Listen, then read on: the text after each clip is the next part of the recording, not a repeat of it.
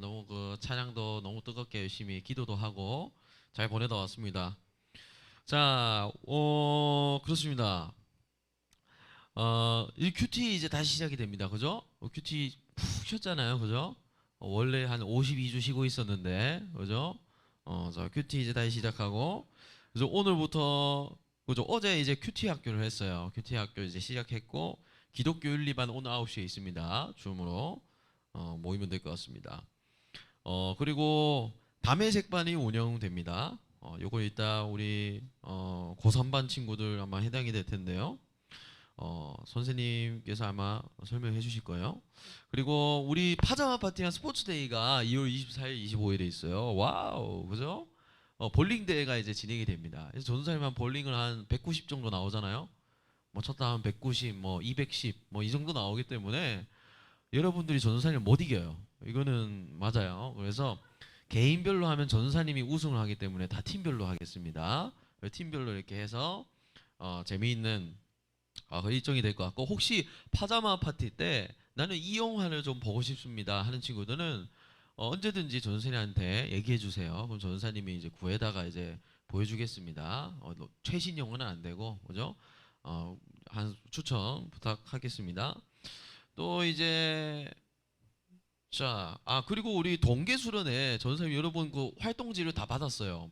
활동지를 받아보니까 여러분 아주 퍼펙트예요, 퍼펙트. 대단해요. 아주 뭐 큐티를 우리 그 다인이 없죠. 다인이는 거의 목사님이 돼야 돼요. 전사님 볼 때는 다인 목사님이 돼야 되고, 우리 활동지를 특히 우수하게 좀 한 친구들이 있습니다. 그래서 전사님이 좀 뽑아놨습니다. 이 친구들한테는 이제 선물이 있어요. 무슨 선물이냐면, 자, 바로 이 쿠폰입니다. 이 쿠폰이 뭐냐? 어, 그런 걸 하겠어요. 설마 그 전사 양심이 있는데. 자, 저기 옆에 우리 카페 아나요? 카페 올리브 카페 아나요? 올리브 카페 5,000원 쿠폰입니다. 그래서 가서 이번 주랑 다음 주 안으로 요 쿠폰을 내면은 그 5,000원 안에 있는 아무거나 사 먹어도 돼요. 그죠? 그런데 자, 중요한 게 있습니다. 남은 돈은 되돌려 받을 수 없어요. 그렇기 때문에 어떻게 해야 되겠습니까? 최대한 금액에 맞춰서 현명하게 잘 사용하길 바랍니다. 또 여기 있어요.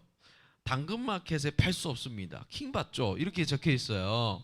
당근마켓에 팔면 안 돼요. 그래서 막 이거 해당 안 돼. 그러면 진짜 안 돼요. 그래서 요거 나눠주겠습니다. 자, 해당되는 친구가 누구죠? 바로 누구 우리 활동지 우수자. 자, 일어나 주세요. 그냥 자리에서. 첫 번째 허윤민 축하합니다. 부상 병결. 자, 그다음에 자, 두 번째 강은서 축하합니다.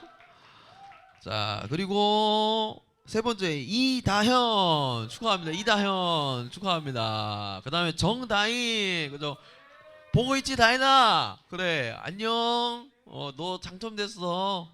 자, 그리고 우리 처음으로 참가한 친구들에게도 좀 주려고 합니다. 첫 번째 우리 태민이, 김태민. 학교 스카우트 왔어요. 자, 그다음 우리 하지원, 그죠? 우리 지원이 축하합니다. 지원이, 그리고 동현이, 축하합니다. 동현 해당입니다. 그래서 이 친구들에게는 우리 이거 참 잘했어요. 쿠폰을 전사님 이제 선생님들 통해서 줄 테니까 올리브 가서 맛있는 것을 이렇게 사 먹을 수 있도록 하면은 될 것 같습니다. 자, 우리 이제 앞뒤 사람과 인사할까요? 사랑합니다. 축복합니다. 자, 전사님이 그 지난번에 수련회를 갔다가 기도를 너무 열심히 했나 봐요. 그래서 날이 갈수록 목이 안 좋아지고 있어요. 어때요? 어? 목소리 어때요? 뭐 같다고요? 동굴 같아요. 동굴 같아요. 어떻게 할까? 계속 이렇게 할까? 에. 근데 이렇게 하니까 목이 하나도 안 아프다. 이렇게 소리를 내니까 목이 하나도 안 아파요. 자, 그래서 오늘 설교를 시작하겠습니다. 자, 보세요. 자, 우리 설교를 한번 읽어볼까요? 제목을 시작. 자, 사랑하니까 편지를 쓰지. 그래서 우리 한번 리마인드를 해봅시다. 우리 수련회 기간 동안 우리가 다 까먹었어요 지금. 자, 다시 한번 우리 기억을 내서 우리 사도행전, 우리 떡꼬치, 옷떡꼬치 한번 생각을 해봅시다. 자, 우리 스데반 아저씨가 순교하셨어요. 그죠? 스데반 지사님이. 그리고 야고보도 이제 칼에 이제 목이 베어가지고 순교를 했습니다. 그래서 예루살렘 교회에 있는 성도님들이 다 외국으로 갔어요. 그죠? 어쩔 수 없이. 그래서 무슨 교회가 생겨졌죠? 우리 안디옥, 그죠? 안디옥 교회가, 이 안디옥 교회 같은 경우에는 무명의 크리스천들이 모여서, 그죠? 다인종의 리더들이 모여서 세운 교회라 그랬습니다. 그래서 이 안디옥 교회가 이제 막 부흥을 하고 그랬는데, 이 안디옥 교회가 자기들만 잘 살라고 한 게 아니라 좋은 종이 모였다 그랬어요. N번째 안디옥 교회, 제2의 제3의 안디옥 교회를 만들려고 이제 선교를 갔어요. 그죠? 선교에 누가 뽑혔냐면 바나바랑 사울이 뽑혔어요. 근데 여러분, 이제 우리가 여기서 알아야 됩니다. 사울이 선교에 가는 순간 이름이 뭐로 바뀔까요? 바울로 바뀝니다. 그래서 이제 선생님 바울 얘기하면은 왜 갑자기 못 보던 인물이 등장해, 이러면 안 돼요. 사울입니다. 사울. 그래서 바나바, 바울이 뽑혀가지고 이제 선교, 첫 번째 1차 선교에 가게 됩니다. 그래서 자, 전사님 이 장면을 이제 설교를 하려고 보니까 계속해서 전사님 머리에 맴도는 그 장면이 있어요. 바로 뭐였죠? 거센 바람, 높은 파도가 우리 앞을 막아서도 결코 두렵지 않아. 여러분 알아요 이거? 원피스, 원피스. 이게 계속 생각이 나더라고요. 그래서 바다를 건너서 이제 유럽으로 이제 바나바랑 바울의 선교팀이 이동을 하게 됩니다. 그래서 무슨 일이 있었냐? 전사님이 오늘 이게 설교의 내용의 중심은 아니기 때문에 간략하게 전사님이 그냥 설명만 하겠습니다. 가자 바다로. 가자 바다로. 얼마나 신나고 두근거리고 설레고, 그죠? 우리도 바다 가잖아요. 좀 있으면, 그죠? 자, 볼까요? 자, 그래, 일단, 자, 여기가 이제 안디옥이에요. 여기가 안디옥이고, 이제 출발을 해서 요 섬을 이렇게 지나서 이렇게 뺑 한 바퀴 돌고 이렇게 옵니다. 1차 선교는 이렇게 이루어졌어요. 나중에는 뭐, 여기 이탈리아도 가고 뭐 다 갑니다. 다, 여기 위에 있는. 자, 그래서 요 지도를 조금 더 확대를 해보면, 이렇게 돼 있어요. 이렇게. 안디옥에서 출발을 해서, 키프로스라고 하는 섬으로 갑니다. 이거 뭐야, 이거? 바보. 자, 바보. 도시 이름이 바보예요, 바보.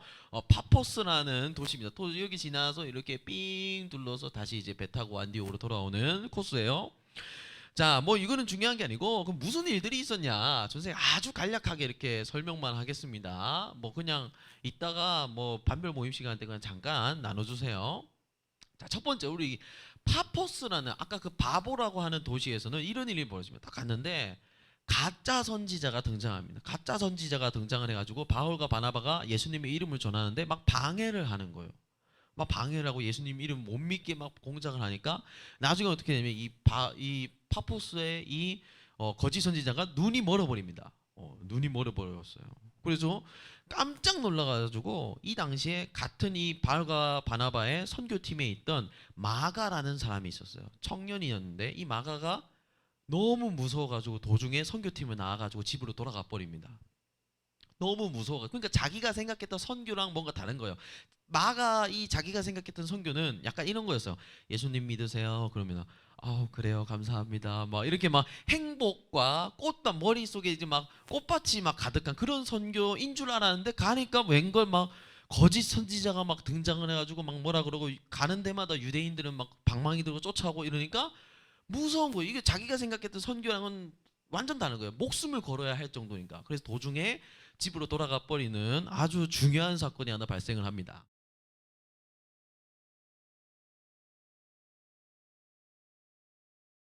박이 났어요. 바울과 바나바가 예수님 이름 전하니까 이 비시디아 도시에 있는 사람들이 다 이 예수님의 말씀을, 예수님의 그 이름에 대한 그 말씀을 듣겠다고 막 하루라도 더 들려달라고 바울과 바나바를 막 쫄라대면서까지 말씀을 들었다 하는 부흥이 일어났다는 기록이 있어요. 그런데 중요한 거, 여기서도 유대인들이 나타나가지고 방망이 들고 쫓아가지고 막 패려고 하고 막 쫓아냅니다. 그래서 바울과 바나바가 어쩔 수 없이 이 비시디아에서 철수를 하게 됩니다. 그리고 루스드라라는 곳을 갑니다. 루스드라. 여긴 대박인 게 루스드라라는 곳에는 또 보니까 한 번도 태어나서 걸어본 적이 없는 사람이 있는 거예요. 그래서 어떻게 했을까? 바울과 바나바가 그 사람을 걷게 기적을 일으켰어요.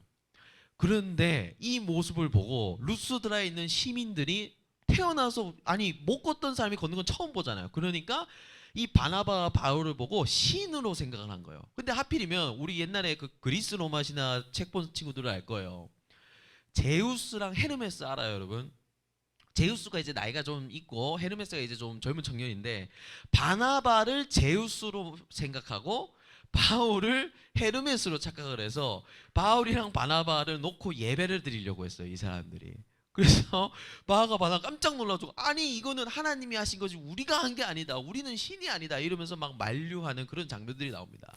그러니까 이걸 통해서 여러분 뭘 할 수 있냐면 첫 번째로 이방인들은 외국인들은 하나님에 대한 아주 이 기초적인 지식 자체가 없었다.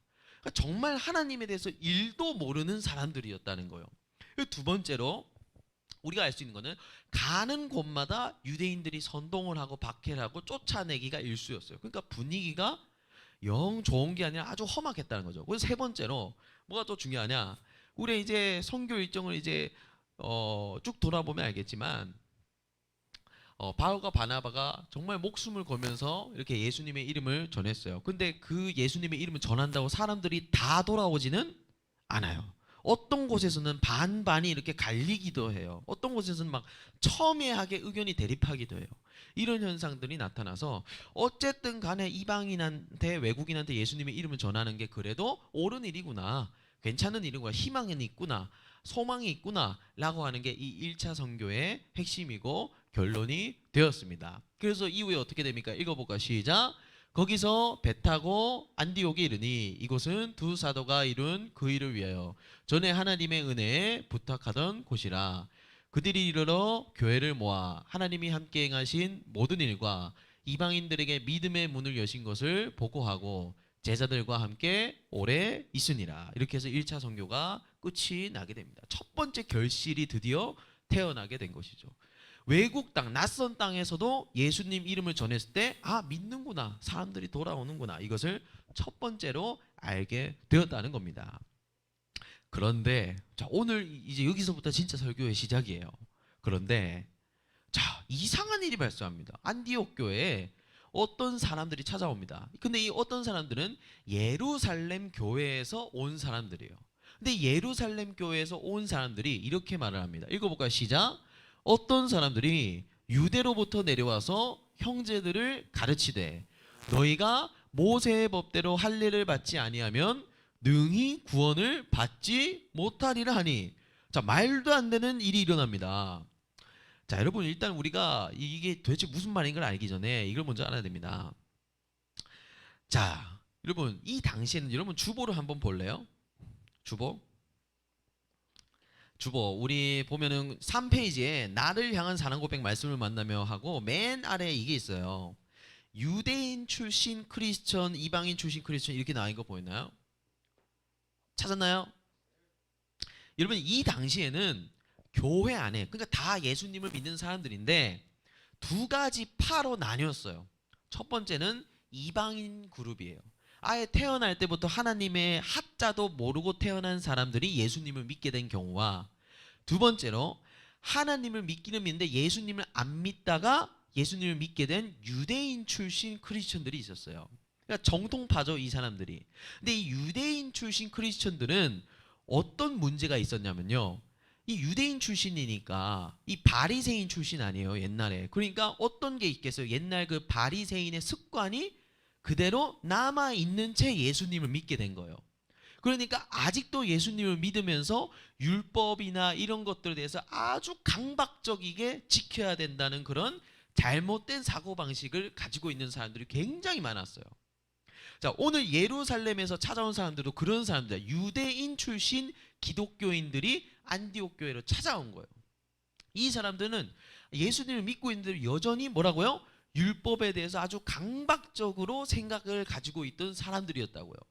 그러니까 이 사람들이 뭐라고 한 거냐면 이렇게 말한 거예요. 이 사람들이 잘 보세요. 여러분이 안디옥 교회 여러분 아주 여러분 대단합니다. 우리가 듣기는 들었는데 여러분 아니 이방인 여러분도 예수님을 믿게 되었다. 이건 기적입니다. 와우, 할렐루야. 그런데 여러분 혹시 할례라는 거 했나요? 안 했다고요? 어? 그럼 안 되는데? 아니 저희들은 하나님 믿는 사람들은 다 기본적으로 할례라는 걸 하거든요. 아니 안디옥 교회 여러분, 여러분도 예수님의 이름을 믿는 것은 좋은데 거기에 플러스로 할례라는 것까지 하셔야 구원을 받습니다. 할례라는 것까지 하셔야 하나님의 자녀가 되는 겁니다. 라고 가르친 거예요. 자, 여러분 여기 무슨 문제가 있나요? 여러분 할례라는 게 원래 뭐죠? 할례라는 거는요, 여러분 옛날에 하나님께서 구약 시대 이스라엘 백성들한테 모든 성인 남성들에게 혹은 태어난 지 8일이 되는 남자 아기들의 그 생식기의 포피 부위를 다 잘라내게 하는, 그럼 오늘날로 따지면 비슷한 게 포경 수술이죠, 그죠? 그거를 다 시켰어요. 여러분 그거를 왜 시키셨을까? 여기 나와 있어요. 자, 뿅. 자, 시작. 너희 중 남자는 다 할례를 받으라. 이것이 나와 너희와 너희 후손 사이에 지킬 내 언약이니라. 자, 그러니까 뭐예요? 할례라는 게 하나님과 우리가 약속을 맺었다는 증거라는 거예요. 또 두 번째로 할례라는 거는 하나님께서 많은 사람들이 있지만 그 중에 너희 민족, 이스라엘 민족을 구별하고 선택해서 너희를 사랑한 그 증거로 할례를 하라는 거예요. 그 표시로 할례를 시킨 거였어. 근데 만약 할례를 안 하면 어떻게 될까요? 할례를 안 하면, 자, 할례를 받지 아니한 남자, 곧 그 포피를 베지 아니한 자는 백성 중에서 어떻게 된다고요? 끊어지리니. 끊어지리니. 하나님과 약속을 맺지 않은 백성처럼 하나님께서 취급하시겠다 했어요. 그러니까 유대인들은 이 말씀을 다 알고 있었잖아요. 그러니까 이방인 그 안디옥 교회 성도들을 보고 어떤 생각이 들었겠어요? 얘네 뭐지? 얘네 하나님을 이제 믿게 된다면서 할례를 안 했다고? 어떻게 이럴 수가 있어? 말도 안 돼. 막 이런 식으로 가르치기 시작한 거예요. 근데 여러분 할례가 지금은 해야 되나요? 말아야 되나요? 왜 해야 한대요, 용진이? 해야 돼요? 바꿔 왜? 자, 지금은 할 필요가 없죠. 왜요? 할례는 약속의 상징이라고 했잖아. 근데 그 약속의 주인공이 누구예요, 여러분? 예수님이잖아요. 예수님 오셨잖아요. 그러니까 이걸 할 필요가 뭐가 있어요? 없죠, 지금은. 지금은 마음의 할례라고 하는 그 성령께서 하시는 다른 차원의 할례가 있는 것이지, 이 육체 우리 몸에 행하는 할례는 필요가 없어요. 자, 그런데 자, 이 문제가 불거지니까 자, 오히려 우리는 어떻게 해야 돼요? 은혜에 의해서 믿음으로 말미암아. 우리는 그러니까 이 뭔가 이 유대인들이 주장하는 것처럼 예수님을 믿는데 거기다가 플러스로 뭔가를 내가 해서 할례를 하거나 뭔가를 덧붙여서 구원을 받는 게 아니고, 성경은 늘 이렇게 말해요. 뭐라고요? 은혜에 의해서 믿음으로 말미암아 구원을 받는다. 우리가 구원을 받는 것은 오직 하나님의 은혜로 구원을 받는 것이다 라고 성경은 설명합니다. 이게 무슨 뜻이에요? 즉 내 힘으로, 내 능력으로, 내 자격으로 어떤 나의 구원에 대해서 내가 이룬 것은 하나도 없다는 거예요. 예수님께서 나를 대신해서 죽으신 그 십자가 하나로 100% 만족이 된다는 거예요. 내가 끼어들 틈이 없는 거예요. 여러분 만약에 이 할례라는 게 구원의 조건이 된다면 어떻게 됐을까요? 혹은 할례라는 게 우리가 이루어가는 그 구원에 딱 끼어들게 되면 어떤 일이 발생할까요? 이렇게 되겠죠. 예를 들어서 이런 거예요. 할례라는 거는 이 당시에 이스라엘 민족의 어떤 자부심이었어요. 자부심. 그러니까 막, 야, 너네 할례 받았어 안 받았어? 나는 저 할례 받은 사람이야. 야, 너 뭐 태어나면 그거 다 할례 받아야 그 이스라엘 사람 되는 거야. 이런 식으로 뭔가 그 할례가 무엇인지에 대한 본 의미를 가지고 사는 게 아니라 그냥 나는 할례 받은 사람이지. 난 그냥 이런 사람이지. 그냥 형식적으로. 그죠? 그 의미에 대해서 제대로 생각하지 않겠죠. 예를 들어 이런 거예요. 만약 우리가 구원을 받는데 어떤 사람이 이렇게 얘기를 하는 거예요. 야, 오늘부터 에베레스트 산에 등정을 해야 구원을 받습니다. 플러스로 예수님을 믿는 것에 더해서. 그럼 우리는 어떻게 해야 돼요? 이제부터 예배 다 치우고 산 메고 에베레스트 가야지. 어떻게 훈련해야지. 그 고도 오름, 그 고산증 적응 훈련부터 해서. 근데 어떻게 될까요? 그 에베레스트 산에 갔다 오면은 예수님은 사라져 버리고, 내가 에베레스트 산 왕년에 올라가서 내가 구원받았잖아. 내가 이 정도 되니까 내가 에베레스트 산 내가 올라간 거라니까 라는 식으로 내 자랑으로 변질이 되겠죠. 예수님이 이루신 그 구원은 점점 사라지고 내가 뭔가를 했다, 내가 뭔가를 이루어냈다라는 그런 식으로 점점 변질이 되고 오해가 생겨나겠죠. 그래서 잘못되었다는 거예요. 구원의 문제는 뭐예요? 우리의 어떤 자랑이나 이런 게 아니에요. 우리의 어떤 내 능력으로 이룰 수 있는 것이 아니에요. 내가 못하고 하나님께서 다 하셨다. 하나님의 아들이신 예수님께서 그 십자가 위에서 모두 이루셨다라고 고백하는 게 그게 은혜고, 그 은혜를 통해서 우리는 구원 받은 것이라는 사실입니다. 그러니까 이 사실이 되니까 어떻게 됐어요? 막 난리가 난 거예요. 교회 안에, 안디옥 교회 안에. 왜요? 이 이방인들은 여태까지 바울이랑 바나바 말만 믿고 따라왔잖아요. 아니 예수 이름만 믿으면 구원을 받는다면서 이 사람들은 왜 갑자기 할례까지 받아야 구원 받는다고 주장을 하냐? 이거 말도 안 된다 이러면서 막 이게 어떻게 된 건가? 아니 우리가 잘못된 건가? 막 그래서 교회 안에, 안디옥 교회에 난리가 나버린 상황이 돼버린 거예요. 그래서 안디옥 교회에서 어떻게 해요? 바나바랑 바울을 예루살렘 교회로 보냅니다. 왜냐하면 예루살렘 교회가 이제 본부격인 교회였기 때문에 예루살렘 교회로 보내서 그 예수님의 직계 제자들, 뭐 베드로도 있고 요한도 있고 나머지 다 있겠죠. 그 제자들이랑 회의를 해서 이 문제를 어떻게 하면 어떻게 해야 좋을까요? 어떻게 처리해야 좋을까요? 라는 회의를 진행을 하게 됩니다. 그것을 바로 우리는 예루살렘 공의회라고 합니다. 그래서 막 이렇게 했어요. 자, 우리 7절 한번 볼까요? 7절 한번 읽어볼까요? 시작. 많은 변론이 있은 후에 베드로가 일어나 말하되 형제들아 너희도 알거니와 하나님이 이방인들로 내 입에서 복음의 말씀을 들어 믿게 하시려고 오래전부터 너희 가운데서 나를 택하시고. 먼저 베드로가 일어나서 얘기합니다. 베드로는 여러분 어떤 체험을 했었죠? 우리 한 몇 주 전에 기억나나요? 여러분 베드로가 누구를 만났어요? 고넬료. 그렇죠. 베드로는 고넬료를 통해서 이방인들에게도 복음이 전해질 수 있다는 것을 실제로 경험한 사람이에요. 그래서 어떻게 해요? 이 회의에 참석해서 베드로가 제일 먼저 말하는 거예요. 나는 고넬료 사건을 통해서 하나님이 이방인들에게도 예수님의 이름을 전하라는 사인을 내게 주신 것을 내가 안다 라고 베드로가 먼저 말합니다. 그리고 그 다음에 어떻게 해요? 12절에 보면 바나바와 바울이 자기들이 선교 다녀온 내용을 얘기하고요. 13절에 어떻게 해요? 읽어볼까요? 시작. 말을 마침에 야고보가 대답하여 이르되 형제들아 내 말을 들으라. 이 야고보는 예수님의 제자 야고보 아니다. 야고보는 이미 돌아가셨고 예수님의 동생입니다. 동생. 여러분 예수님도 동생이 있어요 없어요? 있어요. 예수님의 동생 야고보가 이 당시에 예루살렘 교회의 리더였어요. 리더 목사님이었기 때문에 야고보가 이렇게 말을 합니다. 최종 정리를 해주는 거예요. 그래서 예루살렘 공의의 결론이 어떻게 끝났냐? 우리는 오직 은혜로 구원을 얻는다. 뭔가 할례가 끼어들거나 아니면 우리가 뭔가 해가지고 뭔가 막 108배를 하고 한 에베레스트 산에 올라가고 그렇게 해서 구원을 받는 것이 아니라 오직 예수님께서 나를 대신해서 내 인생을 위하셔서 자신의 인생을 버리시면서까지 십자가에서 단번에 죽으신 그 사건 하나로 우리는 구원받는다. 요게 결론이 돼버립니다. 그리고 어떻게 할례와 같은 그런 무거운 짐을 예수님께로 돌아오는 이방인들한테 짐을 지우지 말자.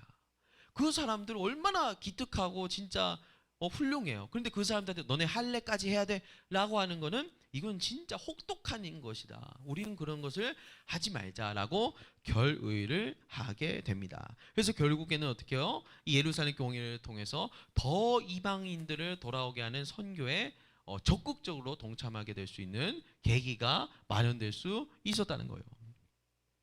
자, 그런데 여러분 우리가 이런 생각이 들 수 있습니다.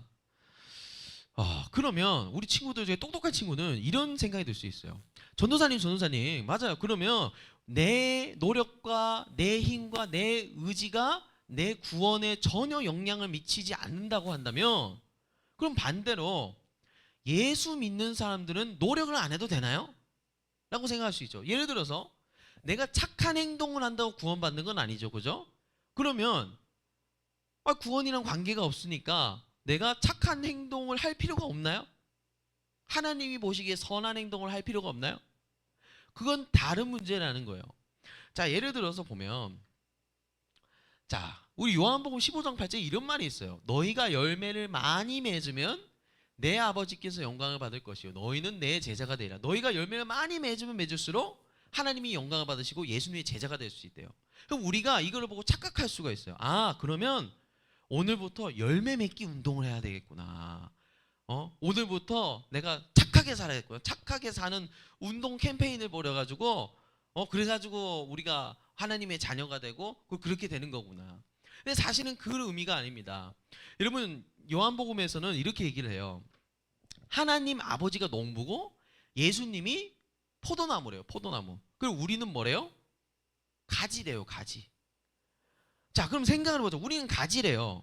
열매는 여러분 누가 맺죠? 가지가 맺나요? 나무가 맺나요? 자, 다시 묻습니다. 포도나무가 이렇게 있어요. 우리가 가지래요. 예수님이 포도나무래요. 우리가 가지래요. 열매를 누가 맺게 해요? 가지가 맺게 해요? 나무가 맺게 해요? 나무가 맺게 하죠. 나무가. 그럼 가지는 무슨 역할이에요? 열매가 그냥 열리는 역할이죠. 열리는 역할. 아니면 뭐 가지가 막 용을 쓰면서 내가 오늘부터 영양분을 공급받아가지고 내가 열매 내야 돼 이렇게 합니까? 아니죠. 몸체가 이 나무 몸체가 열매를 맺게 하잖아요. 똑같습니다.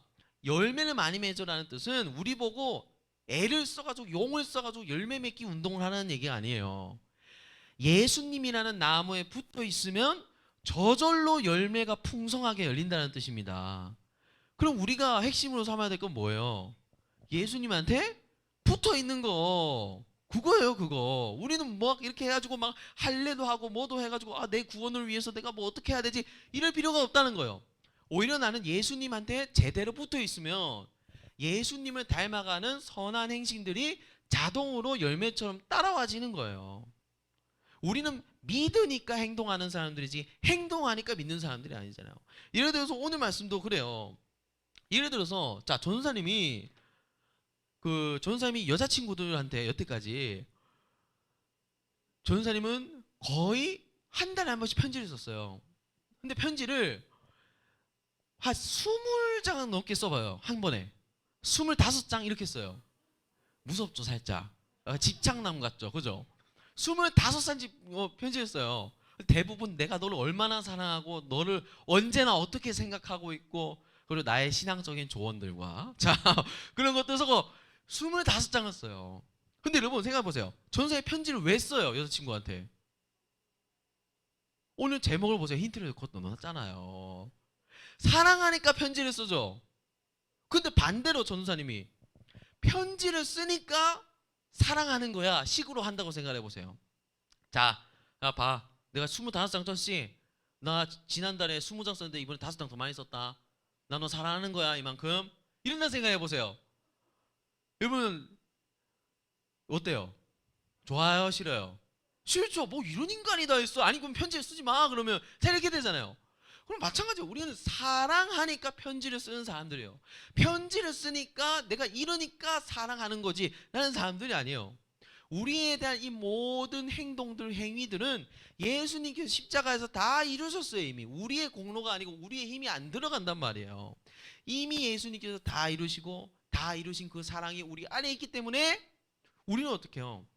그 사랑을 머금고 예수님을 향해서 한 발짝 한 발짝 가기만 하면 되는 거라는 사실입니다.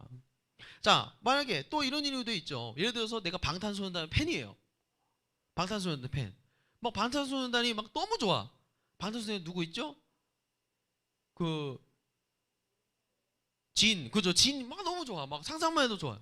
그러면 어떻게 해요, 여러분? 방탄소년단이 컴백을 하는데 그럼 우리 친구도 어떻게 해요? 팬이면 멜론 스밍을 하겠죠, 그죠? 막 스밍을 막 24시간, 48시간, 72시간 막 죽으라 하고 막 방탄소년단 기사 떴다고 링크 눌러가지고 들어가지고 막 좋아요 눌러주고 막 홍보 막 유튜브 가지고 댓글 정화 작업해주고 막 그런 거 할 거 아니에요. 여러분 그런 걸 왜 해요? 방탄이 좋으니까 하죠, 그죠? 근데 반대로 어느 순간 이런 일이 벌어졌다 생각해보세요. 내가 이래봤자 방탄 뭐 만나나? 만나지도 못하고 나는 뭐 밥 먹지도 못하고 내 갓생이나 챙겨야겠다. 뭐 이런다 생각해봐요. 그러면은 그 다음부터 방탄을 스밍하고 방탄 좋아요 누르고 이런 게 형식적인 일이 돼버리잖아요. 진심이 하나도 안 닿아요. 잘 만나지도 못하는데 내가 해서 뭐하나, 그죠? 오늘 그 얘기를 하는 겁니다. 우리가 수련회 내내 배웠습니다. 우리는 사랑해서 편지를 쓰는 사람들이에요. 사랑해서 예배를 드리고 예수님을 사랑하고 믿기 때문에 예배를 드리고 큐티를 하는 사람들이에요. 내가 큐티를 해서 예수님을 믿는 것이 아닙니다. 내가 큐티를 해서 예수님을 사랑하는 게 아니에요. 우리가 뭐를 해서 예수님을 사랑할 수 있는 유일한 길은 이미 예수님께서 십자가 위에서 다 한 번에 이루셨습니다. 그러니까 우리는 반대예요, 반대. 사랑하니까 행동하는 사람들, 믿으니까 행동하는 사람들입니다. 여기에는 우리의 어떠한 노력이나 어떠한 공로나 우리의 행위가 들어올 자리가 없어요. 모두 하나님의 은혜라는 것입니다. 사랑하는 여러분, 우리는 수련회에서 소년제 3% 이야기를 다 기억을 합니다. 그죠? 그거 절대 잃어버리지 마세요. 그죠? 나는 아무것도 한 게 없어요. 내 구원에 대해서, 내 영원한 생명에 대해서 아무것도 이룬 게 없지만 예수님께서는 내가 도망가고 예수님을 거부할 때라도 모든 것을 대신 이루시고 십자가에서 나를 위해서 대신 죽으신 분이십니다. 바로 그 은혜를 기억하면서 여러분이 다음 한 주간에도 우리가 역동적인 신앙, 형식에만 막 갇혀가지고 내가 막 어떻게 해야 될까? 어떻게 해야 내가 더 뭐 이렇게 할 수 있을까? 그게 아니라 나는 이미 예수님을 사랑하는 사람이기 때문에 그 사랑에 대한 대답을 해야 되겠구나 라는 우리가 새로운 사고방식으로 마음으로 신앙생활을 다음 한 주간 이어가기를 소망합니다. 아멘. 그래서 우리 하나님의 은혜에 이 시간 함께 찬양하면서 기도하도록 하겠습니다.